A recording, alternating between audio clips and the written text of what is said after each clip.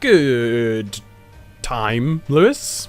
So I figured you did a video games video yesterday, so I'm going to do a video games video of my own and throw a couple of my ideas about the Let's Play out there, because, you know, who doesn't want that in their life?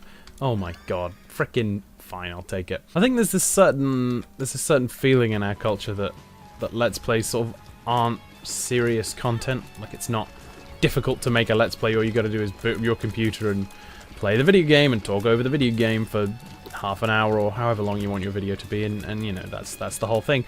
And I think that's a little erroneous, personally. Erroneous?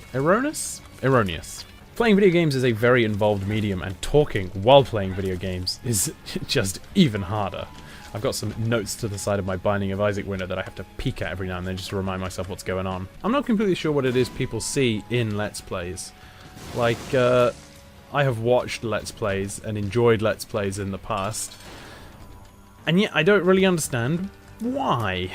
I guess it's kind of cathartic sometimes to see someone else play a game and do super well at it, especially for games like the Binding of Isaac, although I don't actually watch Binding of Isaac Let's Plays, but, you know, for games like this one, where there's just a seemingly endless supply of content to do, and just challenges that get harder and harder just on orders of magnitude, I can see why a Let's Play would be appealing, because you get to watch parts of the game that you will probably never see yourself because you're not good enough.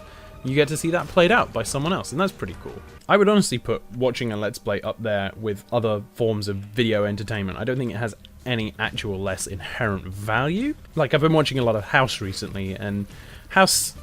I don't know if anyone who's watching has ever seen House, but House is a doctor, and he treats patients, and, you know, pretty much every week he just eventually works out what the patient has. And in that example, the writers of House are all conspiring to make House succeed, right? Like, that's the whole point of the show. It doesn't feel good to watch a show where House loses every week and doesn't save any lives, because it's not interesting. But in that scenario, you do have the people working on the show conspiring to ensure that that does happen, whereas with Let's Plays, you're working against the game developer, and if the game developer is anything like the one on the Binding of Isaac, it can just be incredibly difficult sometimes, and to be able to play the game to that incredibly high level is very impressive, especially while talking the whole time.